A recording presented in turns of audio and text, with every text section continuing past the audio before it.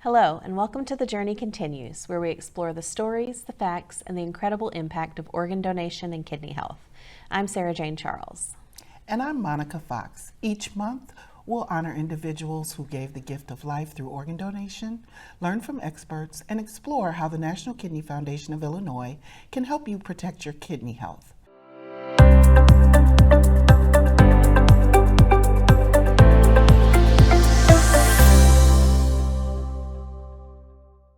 Let's head right into our first segment, Donor Spotlight.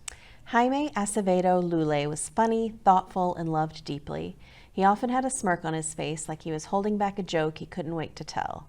And while he could be quiet at times, the people who knew him best knew how much warmth, humor, and love he carried with him. But Jaime also struggled.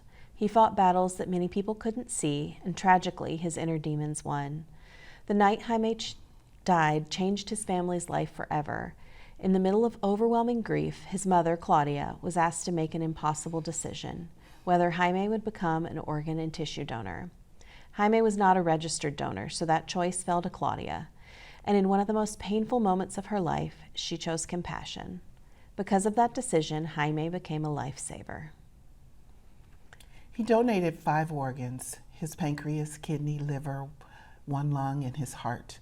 He also gave bone grafts, ligaments, and tendons, and veins.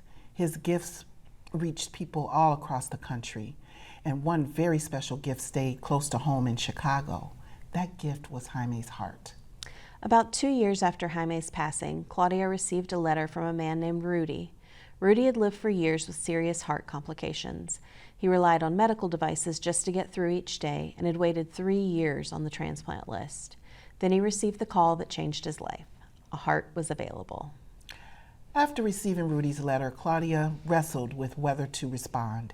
It was bittersweet to know that someone else was alive because Jaime's heart was still beating. Eventually, she wrote back. Rudy lived nearby, and they met at a bench dedicated to Jaime on the lake shore. There, Rudy gave Claudia a stethoscope, and for the first time since losing her son, Claudia was able to hear Jaime's heart beat again. That moment captures the power of organ donation. It doesn't erase the grief, it doesn't take away the pain of losing someone you love, but it can create hope from heartbreak. It can give another family more time, more birthdays, more memories, and more moments together. Today, Jaime's family honors him by sharing his story, by raising awareness for suicide prevention, and by advocating for organ donation so that others don't have to wait too long for the gift of life. Every registered organ donor offers hope to people waiting for transplants. One donor can save up to 8 lives and help heal many more through tissue donation.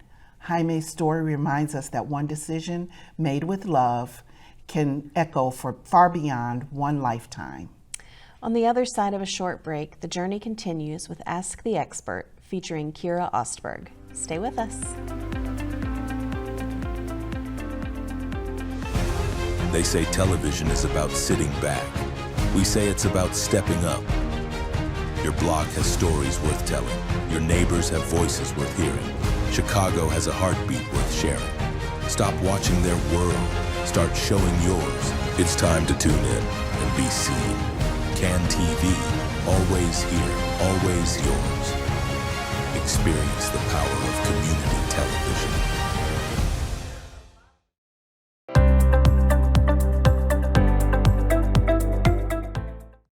Welcome back. Our guest today is Kira Ostberg, a cinematographer, editor, and grateful transplant recipient who learned her kidneys were failing after a trip to urgent care. Kira, thank you so much for joining us on The Journey Continues. Let's start by talking about that trip to urgent care. What prompted you to go, and what did you expect that visit to uncover? Yeah, I was definitely not expecting it to uncover kidney failure. I was having issues breathing, just tightness in my chest. It was really hard to breathe. And this was in 2022. It was in January, so there was like a peak in COVID cases. So I thought it was COVID. And so I kept getting COVID tested like at home and going in, and they all kept coming back negative. So I thought, okay, maybe it's walking pneumonia. I don't have any other symptoms, but that was the only thing that made sense to me. So I made a doctor's appointment, and a couple of days before it, I woke up in the middle of the night and I just could not breathe at all. So I went to urgent care because I was not going to the ER just for walking pneumonia. I was like, oh, they're going to be so annoyed with me. So I went to urgent care just thinking I needed like a nebulizer and to get started on antibiotics. And I went in and they were like, all your vitals are wrong. We're very concerned, so they asked to do some extra tests. And I was like, yeah, sure. So they did an EKG and they did blood work and a chest x-ray. And then the doctor came in and said, you have to go to the hospital right now. I was very confused, and she didn't even fully tell me what was going on. She said, well, your kidneys are starting to fail. And I was like, am I dehydrated? And she was like, yeah, that's probably it. She didn't tell me that I was an end-stage kidney failure at that point. They already knew that. I retain liquids kind of backwards where it starts in my heart and then it goes to my chest. I never had it in my ankles or anything like that. And because it was around my heart, I was also in heart failure. My lungs were flooding. My pancreas and liver were starting to fail as well. I developed sepsis. And I had no idea. I went to the ER just thinking like, oh, this is so embarrassing. Like, I'm just dehydrated. I have walking pneumonia probably. And I, went to check in, and they immediately like whipped out like a wheelchair and were like, you come back with us right now. And I was like, oh no, I'm fine. I did not understand what was happening at all. The warning signs were all there, but it was like, as soon as I got into the bed, it was like all these people came running in, all these different doctors. And they were worried I had a new strain of COVID, so they were wearing like all this protective gear, understandably. But it was just a very confusing time, and they were talking about my heart because they were very concerned about the heart, because if that stops, it's really bad. And they were like, we have to do all these tests in your heart. And I was like, no, I'm here. My kidneys are starting to fail. Like, my heart's fine, because they told me that at urgent care. So I was very confused. I was like the last person to know everything that was happening and how actually sick I was. I was telling everyone, I was like, oh, I'm gonna be home like in a couple hours, like probably just need some fluids, get started on antibiotics, I'll be fine. And then I spent almost a month in the hospital. Oh my so gosh. It was a very different story than I had expected. And it really just felt like my life turned upside down just overnight, even though the reality is I'd been sick for a very long time. Yes, yes. Were you there alone? Was anybody there with you at the urgent care in the ER? Yeah, that's a great question. So at the time, I was living in Indiana, and my parents live in Illinois. So I called them before I went to the ER, and so then my parents ended up coming up to the ER. But obviously, it took them some time to be able to get there. But thankfully, I wasn't completely alone. Oh, good. Yeah. Must have been really difficult for them to come and find you in that situation, and it all be so unexpected to you and to them. Yes, absolutely. Yeah. So before that time, before you went to urgent care, you felt, trouble breathing. What did being healthy feel like to you? What did that mean to you? Yeah. In hindsight, like after my transplant and everything, I realized I was essentially walking underwater every day. I didn't realize how much more difficult it was every single day just to get up. It shouldn't feel like you're constantly drowning. But to me, that was just normal. That had been my baseline for so long. And whenever I talk to people, they were like, oh, you're so young, just wait till you get older, and that's when you really get tired. And so I was just like, oh, I guess I'm just like kind of lazy because I'm more tired than other people.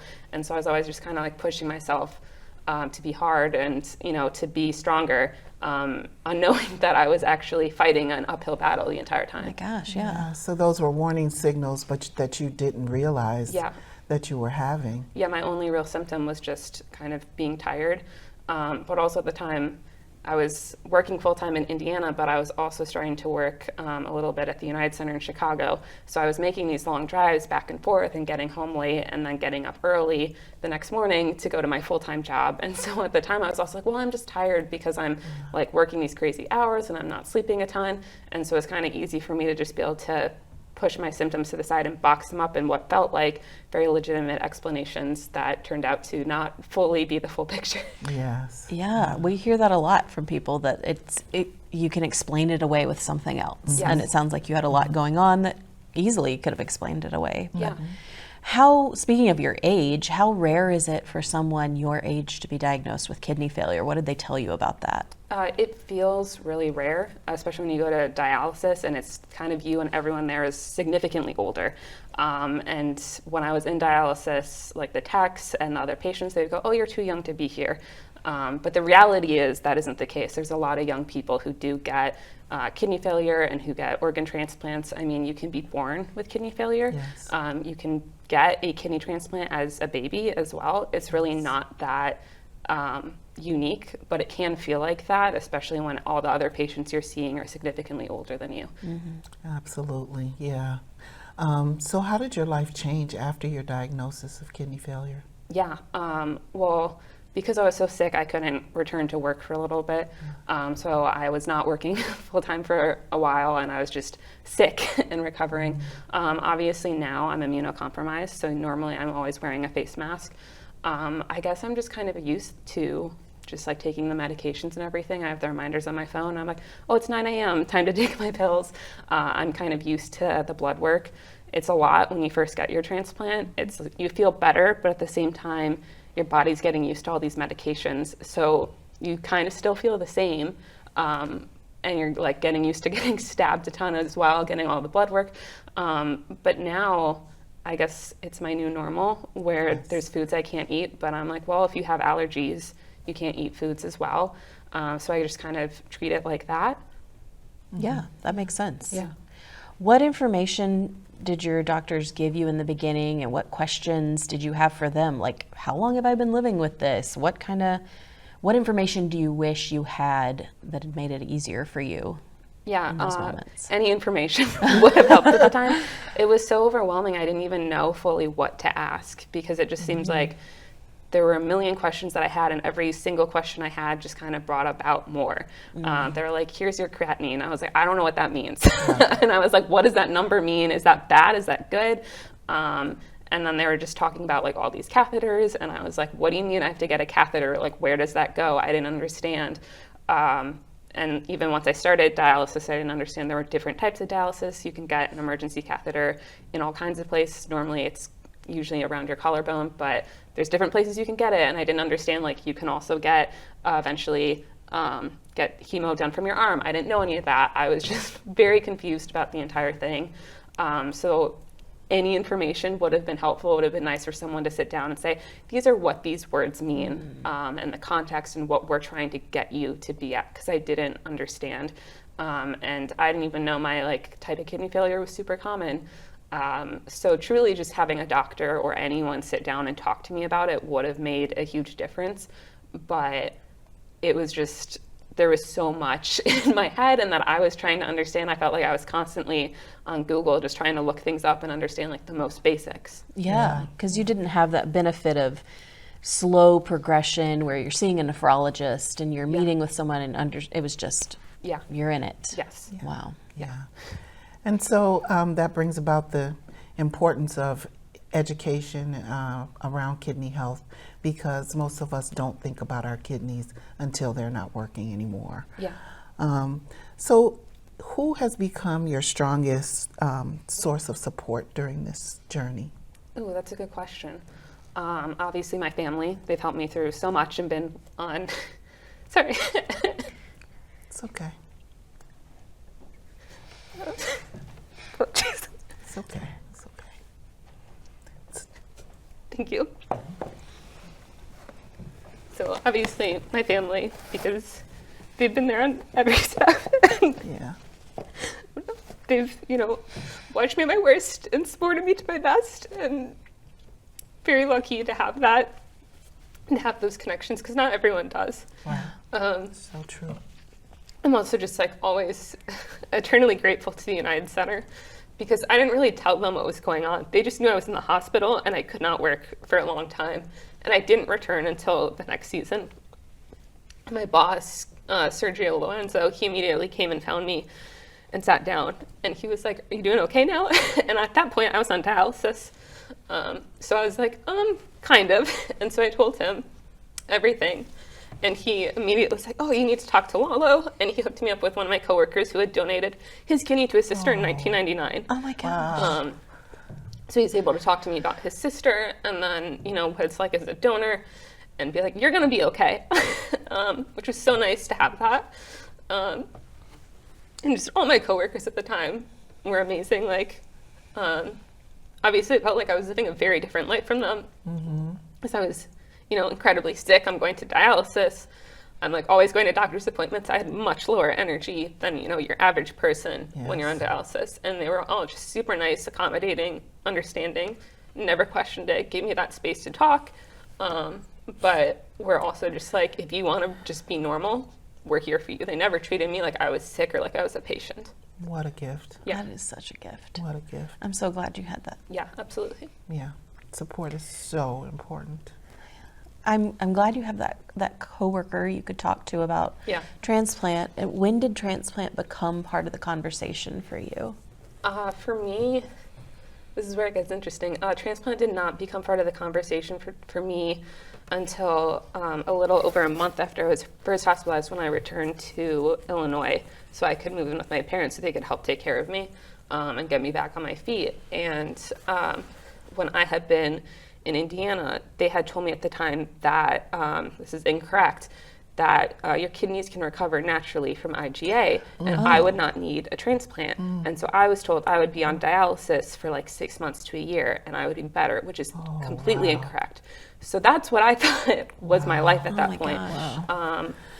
So I was in dialysis in clinic in Illinois, and they were asking me like about transplant. Have you considered that, or where you want to go? And I was like, I don't need a transplant. Like, my kidneys are going to be better. And they were like, no, that's not the case at all for someone in your situation. So that was obviously like a huge wake up call for me. And that's when I started doing the research and talking with my family about it.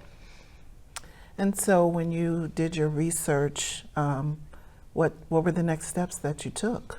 Yeah, my parents helped a lot with this because I was still just having trouble just like processing everything. And chemo was very hard on my body. I ended up switching over to PD, which was a lot better for me.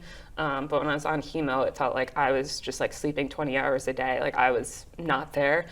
But they helped me a lot with just researching different transplant centers and looking at just, how long the average wait is and how the statistics of how long people usually have their transplants that last there. Obviously, there's a ton of factors that go into that as well. But those were things we were able to talk about and start talking to the nephrologist about in the dialysis clinic to try to get some answers and to help narrow in on a clinic that I wanted to apply to. And so you had a donor? Yes. So tell us about your donor. Yeah. And how you're both feeling now after transplant. Yes. My aunt donated to me, which I'm very lucky and grateful for.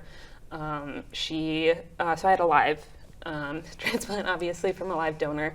And so we got to go and do like the last rounds of testing together, which was nice because I know before that she had just been going like all by herself. And I can't imagine how scary and isolating that is as well. Like you're going and seeing all these appointments and hoping everything is good, obviously. And thankfully for her it was, and they thought that she would be a very good fit. And we're both doing very well afterwards. I know with the donation process, it's usually harder on the donor recovering because they had a whole organ taken out and they got to recover from that. Well, meanwhile, the transplantee is like, wow, this is what it feels like to be a person. To feel alive. Yes, exactly. And so, but she's doing great now as well. And so between us, we have 4 kidneys, 2 working kidneys. But she's incredible to do that. And we'll always be connected because of that. Oh, that's wonderful. I'm glad you had her. Yes. Absolutely. How long ago was that you had your transplant? I had my transplant in November of 2022. So, yeah. Congratulations. Thank you. That's so exciting. Yeah. It is. What are some misconceptions you've run into out and about in the world about kidney disease, dialysis, transplant that people have, and how do you face that and sort of combat them? Yeah. I've had an eye doctor where I mentioned I had a kidney transplant, and they told me that the response was, oh, so you're an alcoholic. present tense.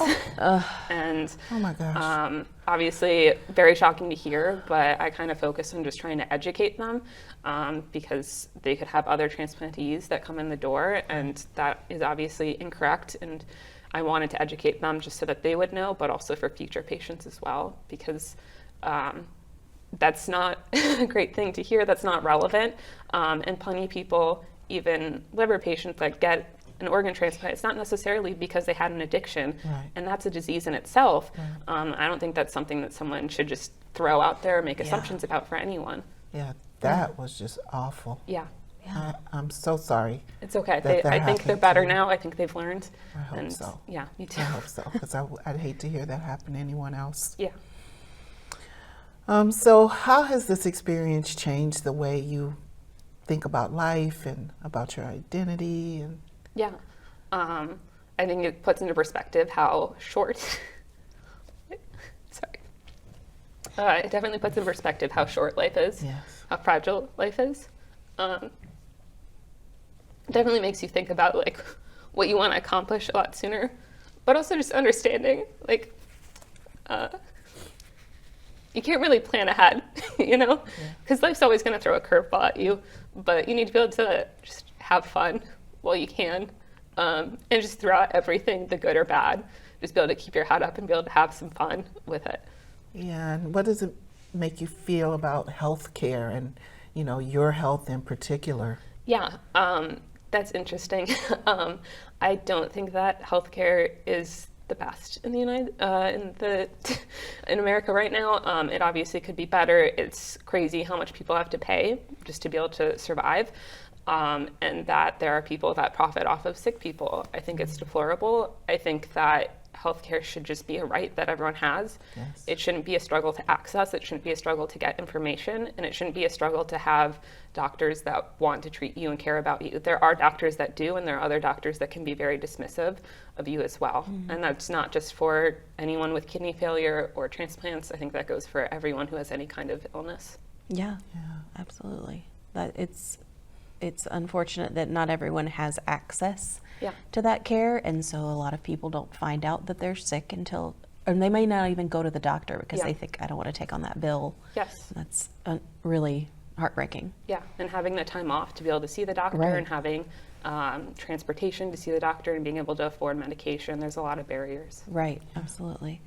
If you could talk to another young woman facing a sudden diagnosis like this, what would you want her to hear from you? What would you have wanted to hear? Ooh, that's a good question, because I don't think there's just one thing that you can say that's going to fix everything. You can't just be like, oh, it's going to get better, like I promise, because it's like, well, when? Yeah. Tell me when it's going to get better. I think it's kind of just telling them, you know, this is what it's going to be like. It's going to be hard, but, you know, I'm here if you have any questions. Let's talk about this. Let's talk about what your options are. And, you know, every day is going to be different, but it's also kind of going to feel the same, because it's going to be a lot of dialysis, a lot of doctor's visits, but we can work through that. And I think just having someone who can talk to you about that stuff, but also just treat you like you're not a sick person, is just incredibly helpful. Yeah, I completely agree. That would have been so comforting, I'm sure, to Yeah. have heard that there's hope. Yes, absolutely. Yeah, and keep swimming. Yes. You know, it's like you just got to keep going. Yeah. Life threw you a curveball, and you really have just, you know, you've rolled with it. Yeah. And that's really a gift and a blessing, and I'm really happy to see that. And I congratulate you on having a successful transplant and living a healthy life beyond your transplant. Thank you. And I just wonder what you want others to know about organ donation and the importance of that, or in your case, about living donation specifically. Yeah, I think organ donation is incredible, and I think anyone who is eligible to be able to do it should absolutely do that, even if it's just saying like on your driver's license that you would be open to it. But anything from donating blood all the way to an organ, you're helping so many people, and there's always opportunities to reach out to different transplant centers and see they will help support you financially to be able to go through the testing. If you don't know anyone, you can always do it anonymously, because there are plenty of people that need an organ, and you will change a life. Yes. Yeah, well, absolutely. Well, Kira, thank you so much for sharing with us, and we're so glad you're here, and we're so glad you're on the other side and with the transplant, and we're here for you. Thank you. Thank you. When The Journey Continues returns, we'll take a pee break. Stay with us.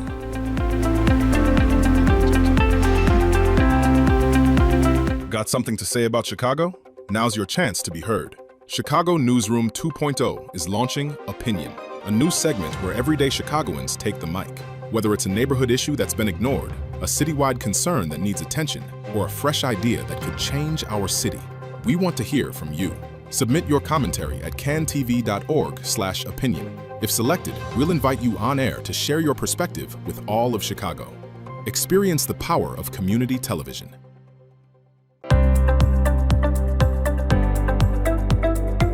Don't run to the bathroom. Our pee break is a moment to take a look at 3 key parts of the National Kidney Foundation of Illinois mission: prevention, education, and empowerment. On this edition of the pee break, we'll take a look at treatment options for end-stage renal disease or kidney failure. There's no cure for end-stage renal disease, but people with kidney failure do have several options for treatment: dialysis, a kidney transplant, or choosing no treatment. Today, we'll focus on transplant. A kidney transplant is a surgical procedure that places a healthy kidney from a live or deceased donor into a person whose kidneys no longer function properly. It's important to note that a kidney transplant is a treatment for kidney failure, not a cure. Patients who receive transplants will need to take daily medication to ensure their immune systems don't reject the new kidney. Patients will also need to see their healthcare providers regularly. A working transplanted kidney does a better job of filtering waste and keeping you healthy than dialysis. There are fewer limits on what you can eat and drink than when on dialysis, and your health and energy should improve. Sometimes so much that you can live the kind of life you were living before you got kidney disease. Studies show that people with kidney transplants live longer than those who remain on dialysis. Even though many medical experts believe the positives of kidney transplants far outweigh the negatives, there are risks and challenges involved with getting a transplant. Those include the risks of any major surgery, the need to take anti-rejection medicines for as long as your kidney is working, and higher risk for infections and certain types of cancer. Although most transplants are successful and last for many years, how long they last can vary from one person to the next. Many people will need more than one kidney transplant during a lifetime. Kidney patients of all ages, from children to seniors, can get a transplant. You must be healthy enough to have the operation. You must also be free from cancer and infection. Every person being considered for a transplant will get a full medical and psychological evaluation to make sure they are a good candidate for transplant. The evaluation helps find any problems so they can be corrected before the surgery. For most people, getting a transplant can be a good treatment choice. For more information on any of the topics discussed today, visit our website, nkfi.org. We hope you'll join us next time, and we'd like to extend our thanks to Donate Life Illinois for making this show possible. That's our time for now. Thank you for tuning in to The Journey Continues. Share us with the people you love wherever you listen to your favorite podcasts, and now on demand on cantv.org, the CanTV Plus app, and the CanTV YouTube channel. I'm Sarah Jane Charles. And I'm Monica Fox. Until next time, the journey continues.